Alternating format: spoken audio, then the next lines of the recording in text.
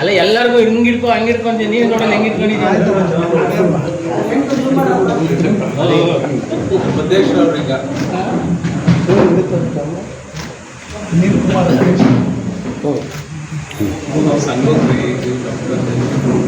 ದುಡ್ಡು ಬಂತೇನಪ್ಪ. ನಾವು ಇವತ್ತು ಪತ್ರಿಕಾಗೋಷ್ಠಿನ ಕರೆದಿದ್ದೀವಿ.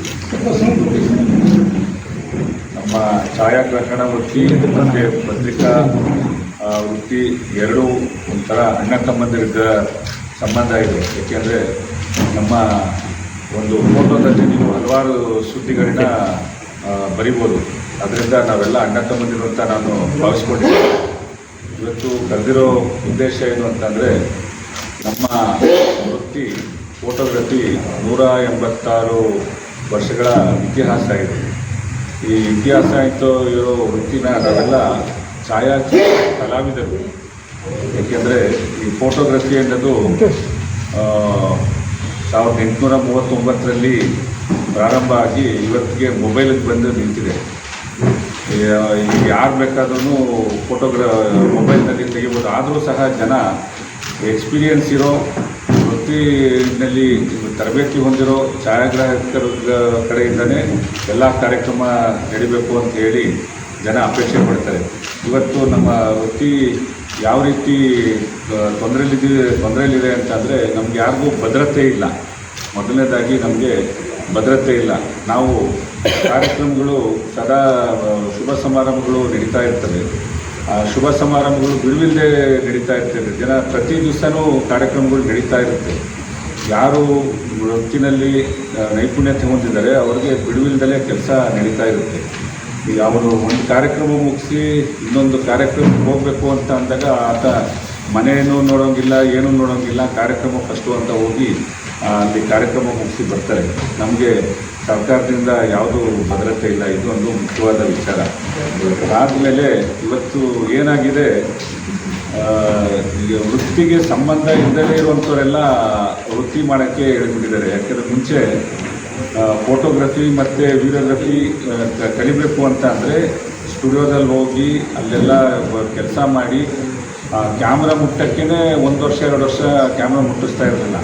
ಇವತ್ತಿನ ದಿನದಲ್ಲಿ ಏನಾಗಿದೆ, ಡಿಜಿಟಲ್ ತಂತ್ರಜ್ಞಾನ ಬಂದ್ಬಿಟ್ಟು ಎಲ್ಲ ಯಾರು ಬೇಕಾದ್ರೂ ವೃತ್ತಿ ಮಾಡ್ಬೋದು ಅನ್ನೋ ಥರದಲ್ಲಿ ಆಗಿ ನಮ್ಮ ವೃತ್ತಿಗೆ ಅದೊಂದು ಹಿನ್ನಡೆ ಆಗಿದೆ. ಹೊಸಬ್ರು ಬಂದು ಅಂದರೆ ಎಕ್ಸ್ಪೀರಿಯನ್ಸ್ ಇಲ್ಲದಲ್ಲೇ ಇರೋರು ಬಂದು ವೃತ್ತಿಗೆ ಹಿನ್ನಡೆ ಆಗಿದೆ.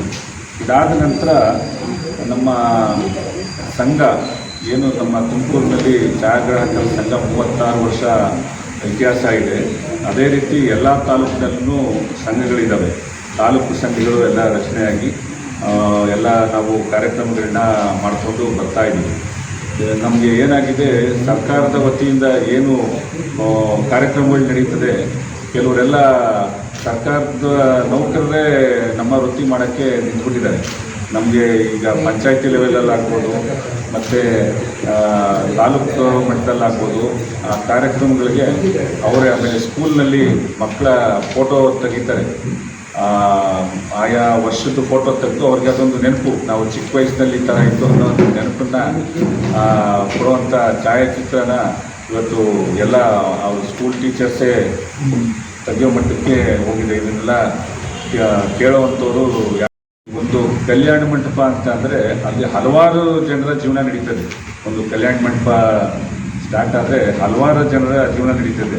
ಬಟ್ಟೆ ವ್ಯಾಪಾರಿಯಿಂದ ಹಿಡಿದು, ಚಿನ್ನ ಬೆಳ್ಳಿ ಅಂಗಡಿಯವರಿಂದ ಹಿಡಿದು, ಅಡುಗೆಯವರು, ಫೋಟೋದವರು, ಮತ್ತು ಅಲ್ಲಿ ಕೆಲಸ ಮಾಡೋ ಸ್ವಚ್ಛಗೊಳಿಸೋ ಕಾರ್ಮಿಕರು, ಪ್ರತಿಯೊಬ್ಬರದ್ದು ಒಂದು ಕಲ್ಯಾಣ ಮಂಟಪದಿಂದ ಜೀವನ ನಡೀತದೆ. ಅದು ಇತ್ತೀಚೆಗೆ ಯಾಕೋ ನಮ್ಮ ತುಮಕೂರಿನಲ್ಲಿ ಕೆಲವು ಕಲ್ಯಾಣ ಮಂಟಪದ ಮಾಲೀಕರು ಈ LED ಅವರೇ ಹಾಕ್ಕೊಂಡ್ಬಿಟ್ಟಿದ್ದಾರೆ.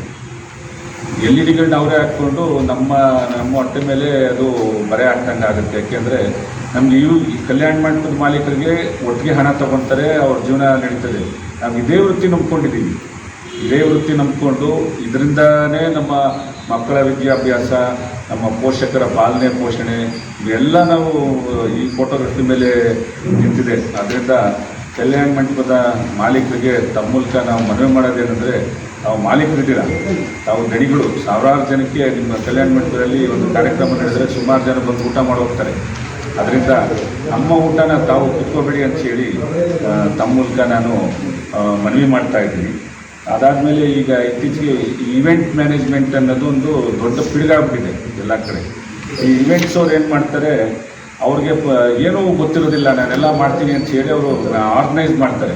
ಅದರಲ್ಲಿ ನಮ್ಮ ಫೋಟೋ ಮತ್ತು ವಿಡಿಯೋನೂ ಅವರೇ ಆರ್ಡರ್ ತಗೋತಾರೆ. ಆರ್ಡರ್ ತಗೊಂಡು ಏನು ಮಾಡ್ತಾರೆ, ನಮ್ಮಲ್ಲಿ ಕಲ್ತಿರುವಂಥ ಹುಡುಗರಿಗೆ ಆರ್ಡರ್ ಕೊಡ್ತಾರೆ.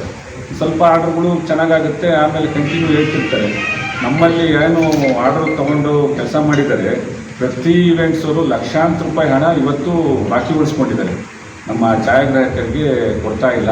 ಯಾಕೆಂದರೆ ಕಂಟಿನ್ಯೂ ಆರ್ಡರ್ ಈ ಆರ್ಡರ್ ಮಧ್ಯದಲ್ಲಿ ಕ್ಯಾನ್ಸಲ್ ಮಾಡ್ತಾರೆ ಅಂತ ಹೇಳಿ ನಮ್ಮ ಒಬ್ಬರು ಅವರ ಕಾರ್ಯಕ್ರಮಗಳನ್ನ ಮುಗಿಸ್ಕೊಡ್ತಾರೆ. ಆ ಮುಗಿಸ್ಕೊಟ್ಟರೂ ಸಹ ಇವರಿಗೆ ಹಣ ಸಂದಾಯ ಆಗಿಲ್ಲ. ಆ ಥರದ್ದು ನಮ್ಮ ಸಂಘಕ್ಕೆ ತುಂಬ ದೂರುಗಳು ಬಂದಿದೆ. ಮತ್ತು ಇನ್ನು ಮುಂದೆ ಅದು ಈವೆಂಟ್ಸ್ ಮ್ಯಾನೇಜ್ಮೆಂಟ್ ಅವರು ನಮ್ಮ ವೃತ್ತಿನ ಬಿಟ್ಟು ಅವರು ಬೇರೆ ಮಾಡಿಕೊಂಡ್ರೆ ನಮಗೆಲ್ಲರಿಗೂ ಅನುಕೂಲ ಆಗುತ್ತೆ. ಯಾಕೆಂದರೆ ಇವತ್ತು ಛಾಯಾಗ್ರಹಣ ನಶಿಸಿ ಹೋಗ್ತಾ ಇರುವಂಥ ಸಂದರ್ಭದಲ್ಲಿ ನಮಗೆ ಇದು ಬಿಟ್ಟರೆ ಬೇರೆ ಜೀವನಕ್ಕೆ ಆಧಾರ ಇಲ್ಲ. ಅದರಿಂದ ತಮ್ಮ ಮೂಲಕ ಅವ್ರಿಗೆ ಮನವಿ ಮಾಡಿ ಇದನ್ನೆಲ್ಲ ಮುಂದಿನ ದಿನಗಳಲ್ಲಿ ಸರಿಪಡಿಸಬೇಕು ಅಂತ ಹೇಳಿ ನಾವು ಅವ್ರನ್ನ ಕೇಳ್ಕೊತಾ ಇದ್ದೀವಿ. ಕರ್ನಾಟಕ ಛಾಯಾಚಿತ್ರ ಗ್ರಾಹಕರ ಸಂಘದ ರಾಜ್ಯದ ಅಧ್ಯಕ್ಷ ಇದ್ದೀನಿ. ಇವತ್ತು ಕರ್ನಾಟಕದಲ್ಲಿ ಸುಮಾರು 2.5 ಲಕ್ಷಕ್ಕೂ ಅಧಿಕವಾಗಿರ್ತಕ್ಕಂಥ ಛಾಯಾಗ್ರಾಹಕರು ಈ ವೃತ್ತಿಯಲ್ಲಿ ಕಾರ್ಯನಿರ್ವಹಿಸ್ತಾ ಇದ್ದಾರೆ. 2.5 ಲಕ್ಷ ಕುಟುಂಬಗಳು ಈ ಒಂದು ವೃತ್ತಿಯನ್ನು ಅವಲಂಬಿಸಿ ಅವರು ಜೀವನಾಧಾರವಾಗಿ ಇಟ್ಕೊಂಡಿರುವಂತಹ ವೃತ್ತಿ ಇದಾಗಿದೆ. ಇವತ್ತು ರಾಜ್ಯದಲ್ಲಿ ಫೋಟೋಗ್ರಫರ್ಸ್ಗಳು ಹಗಲು ರಾತ್ರಿ ಅನ್ನೋದೇ ಕೆಲಸ ಮಾಡ್ತಾ ಇರ್ತಾರೆ. ಅವರ ಓಡಾಟಗಳಲ್ಲಿ ಅಭದ್ರತೆ ಇದ್ದು ಅವರು ಆಕಸ್ಮಿಕವಾಗಿ ಅಪಘಾತಗಳಲ್ಲಿ ಈಡಾದಂಥ ಫೋಟೋಗ್ರಫರ್ಸ್ಗಳ ಸಂಖ್ಯೆ ಹೆಚ್ಚಾಗ್ತಾ ಹೋಗ್ತಾ ಇದೆ ಇತ್ತೀಚೆಗಂತೂ.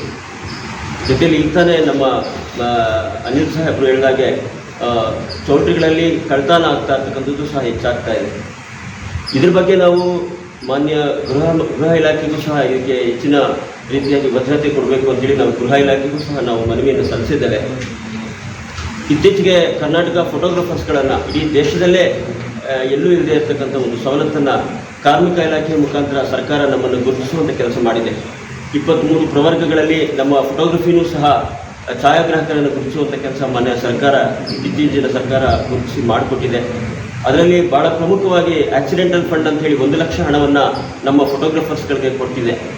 ಆದರೆ ಆಕ್ಸಿಡೆಂಟಲ್ ಆಗ್ತಕ್ಕಂಥದ್ದು ಸಾವುಗಳಲ್ಲಿ ವಿರಳದಲ್ಲಿ ವಿರಳ ಆಕ್ಸಿಡೆಂಟ್ಗಳ ಸಾವು. ನಾವು ಸರ್ಕಾರವನ್ನು ಒತ್ತಾಯ ಮಾಡಿದ್ದೇವೆ, ಎಲ್ಲ ಸಾವುಗಳಿಗೆ ಸ್ವಾಭಾವಿಕವಾಗಿ ಸಾಯಲಿ ಅಥವಾ ಅನಾರೋಗ್ಯವಾಗಿ ಸಾಯಲಿ ಅಥವಾ ಅಚಾನಕ್ಕಾಗಿ ಸಾಯಲಿ ಆಕ್ಸಿಡೆಂಟಲ್ ಸಾಯಲಿ ಯಾವುದೇ ಸಾವಾದರೆ ಆ ಕುಟುಂಬಕ್ಕೆ ನೆರವಾಗತಕ್ಕಂಥ ಯೋಜನೆಯನ್ನು ಸರ್ಕಾರ ಕೊಡಬೇಕು ಅಂತೇಳಿ ಸರ್ಕಾರಕ್ಕೆ ವಿನಂತಿ ಮಾಡಿದ್ದೇವೆ. ಅದರ ಒಂದು ಹಣವನ್ನು ಕೊಡ್ತಕ್ಕಂಥ ಹಣವನ್ನು ಕನಿಷ್ಠ 2 ಲಕ್ಷವಾದರೂ ಕೊಡ್ತಕ್ಕಂಥದ್ದನ್ನು ಮಾಡಲಿ ಅಂತೇಳಿ ಸರ್ಕಾರಕ್ಕೆ ಈಗಾಗಲೇ ಒತ್ತಡ ಹೇರಿದ್ದೇವೆ. ಜೊತೆಯಲ್ಲಿ ಫೋಟೋಗ್ರಫರ್ಸ್ಗಳು ಇರುವಾಗ ಅಟ್ಲೀಸ್ಟ್ ಒಂದು 55 ವರ್ಷ 60 ವರ್ಷ ಆದಂಥವರಿಗೆ ಫೋಟೋಗ್ರಫರ್ಸ್ಗಳು ವೃತ್ತಿ ಮಾಡಲಿಕ್ಕೆ ಸಾಧ್ಯ ಇಲ್ಲ. ಅಂಥವ್ರಿಗೆ ಸ್ವಲ್ಪ ಪೆನ್ಷನ್ಸ್ ಕೊಡ್ತಕ್ಕಂಥ ಯೋಜನೆಯನ್ನು ಸ್ವಲ್ಪ ಸರ್ಕಾರಕ್ಕೆ ಮನವಿ ಕೊಟ್ಟಿದ್ದೀವಿ. ಅದಕ್ಕೂ ಸಹ ಸರ್ಕಾರ ಚಿಂತನೆ ನಡೆಸ್ತಾ ಇದೆ. ಜೊತೆಯಲ್ಲಿ ನಮ್ಮ ಮಕ್ಕಳಿಗೆ ವಿದ್ಯಾಭ್ಯಾಸಕ್ಕೆ ಮತ್ತು ನಮ್ಮ ಕುಟುಂಬಗಳಿಗೆ ಆರೋಗ್ಯಕ್ಕೆ ಒಂದಷ್ಟು ಸಹಾಯ ಮಾಡ್ತಕ್ಕಂಥ ಕೆಲಸವನ್ನು ಸರ್ಕಾರ ಮಾಡಿಕೊಡ್ಬೇಕು ಅಂತೇಳಿ ಈಗಾಗಲೇ ಸರ್ಕಾರಕ್ಕೆ ವಿನಂತಿ ಮಾಡಿದ್ವಿ ಕಾರ್ಮಿಕ ಇಲಾಖೆಯಲ್ಲಿ. ಅದು ಸಹ ಈಗಾಗಲೇ ಪ್ರೋಗ್ರೆಸ್ಸಲ್ಲಿದೆ. ದಯವಿಟ್ಟು ಎಲ್ಲ ಕೆಲಸಗಳು ಸರ್ಕಾರದಿಂದ ಆಗಬೇಕಾಗಿದೆ. ನಿಮ್ಮ ಮುಖಾಂತರವಾಗಿ ನಾವು ನಮ್ಮ ಛಾಯಾಗ್ರಾಹಕರಿಗೆ ಈ ಕೆಲಸಗಳಾಗಲಿ ಅಂತೇಳಿ ವಿನಂತಿ ಮಾಡ್ತಾ ಇದ್ದೀವಿ ಸರ್ಕಾರ. ಮತ್ತು ಕರ್ನಾಟಕ ಛಾಯಾಚಿತ್ರ ಗ್ರಾಹಕರ ಸಂಘ ಬರುವ ಏಪ್ರಿಲ್ 11, 12, 13 ಇಂಟರ್ನ್ಯಾಷನಲ್ ಎಕ್ಸಿಬಿಷನ್ ಮಾಡ್ತಾ ಇದೆ. ಇದೊಂದು ಇಡೀ ವಿಶ್ವದಲ್ಲೇ ಅತ್ಯಂತ ದೊಡ್ಡ ಎಕ್ಸಿಬಿಷನ್ ಇದಾಗಿದ್ದು ದಕ್ಷಿಣ ಭಾರತದಲ್ಲೇ ಭಾಳ ದೊಡ್ಡ ಫೋಟೋಗ್ರಫಿ ಎಕ್ಸಿಬಿಷನ್ ಆಗ್ತಾ ಇದೆ. ಈ ಎಕ್ಸಿಬಿಷನ್ಗೆ ಇಡೀ ರಾಜ್ಯದಿಂದ ಸುಮಾರು 50,000ಕ್ಕೂ ಹೆಚ್ಚಿನ ಫೋಟೋಗ್ರಫರ್ಸ್ಗಳು ಬರ್ತಾ ಇದ್ದಾರೆ ಈ ಕಾರ್ಯಕ್ರಮಕ್ಕೆ. ಈ ಕಾರ್ಯಕ್ರಮದಲ್ಲಿ ಫೋಟೋಗ್ರಫರ್ಗಳ ಒಂದು ಕೌಶಲ್ಯಾಭಿವೃದ್ಧಿಗಾಗಿ ಒಂದಷ್ಟು ಕಾರ್ಯಕ್ರಮದಲ್ಲಿ ವೃತ್ತಿ ತರಬೇತಿ ಶಿಬಿರಗಳನ್ನು ಆಯೋಜನೆ ಮಾಡಿದ್ದೇವೆ. ಫೋಟೋಗ್ರಫಿಗೆ ಸಂಬಂಧಪಟ್ಟಂಥ ಎಲ್ಲ ಪರಿಕರಗಳನ್ನು ವಸ್ತು ಪ್ರದರ್ಶನದಲ್ಲಿ ಸಿಗಲಿಕ್ಕೆ ಅವಕಾಶ ಮಾಡಿಕೊಟ್ಟಿದ್ದೇನೆ. ಜೊತೆಯಲ್ಲಿ ಫೋಟೋಗ್ರಫರ್ಸ್ಗಳ ಕುಟುಂಬ ಭರವಸಾ ಯೋಜನೆ ಅಂತೇಳಿ ಒಂದು ಯೋಜನೆಯನ್ನು ಜಾರಿಗೆ ತರಿಸಿದೆ ಛಾಯಾಗ್ರಾಹಕರಿಗೋಸ್ಕರ. ಮತ್ತು ಅದರ ಜೊತೆಯಲ್ಲಿ ಕಾರ್ಮಿಕ ಇಲಾಖೆಯ ನೋಂದಣಿ ಅಭಿಯಾನವನ್ನು ಸಹ ಅಲ್ಲಿ ಆಯೋಜನೆ ಮಾಡಿದ್ದೇವೆ. ಫೋಟೋಗ್ರಾಫರ್ಸ್ಗಳ ಪೋಸ್ಟ್ ಆ್ಯಂಡ್ ಟೆಲಿಕಮ್ಯುನಿಕೇಷನಲ್ಲಿ ಇರ್ತಕ್ಕಂಥ ಅಪಘಾತ ವಿಮಾ ಯೋಜನೆಯನ್ನು ಸಹ ಅಲ್ಲಿ ಯೋಜನೆ ಮಾಡಿದ್ದೇವೆ. ಜೊತೆಯಲ್ಲಿ ಫೋಟೋಗ್ರಾಫರ್ಸ್ಗಳಿಗೆ ಉಪಯೋಗ ಆಗಲಿ ಅಂಥೇಳಿ ಆರೋಗ್ಯ ತಪಾಸಣೆಗಳು, ರಕ್ತದಾನ ಶಿಬಿರಗಳು ಇವೆಲ್ಲ ಕಾರ್ಯಕ್ರಮಗಳನ್ನು 11, 12, 13 ಏಪ್ರಿಲ್ ತ್ರಿಪುರವಾಸಿನಿ ಬೆಂಗಳೂರು ಅರಮನೆ ಮೈದಾನದಲ್ಲಿ ಈ ಕಾರ್ಯಕ್ರಮ ನಡೀತಾ ಇದೆ.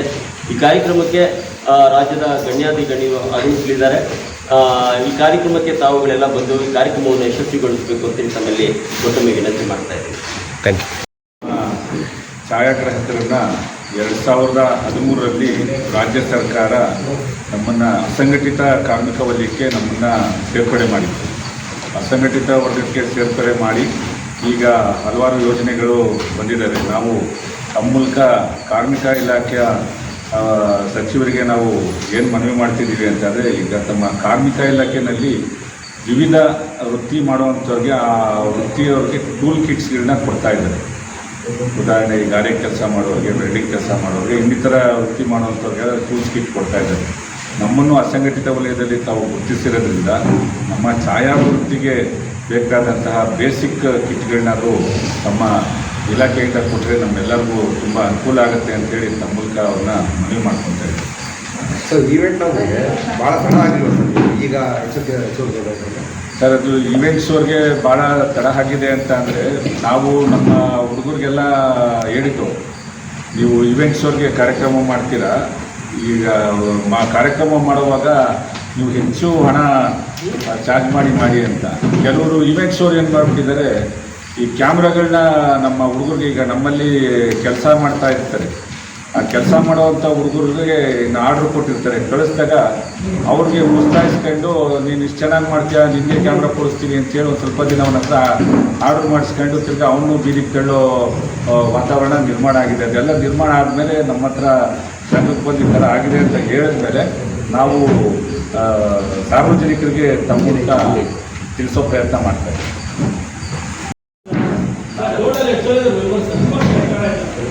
ನಮ್ಮ ಜಿಲ್ಲೆಲ್ಲ 1000 ಜನ ಚೌಟ್ರಿ ಒಳಗೆ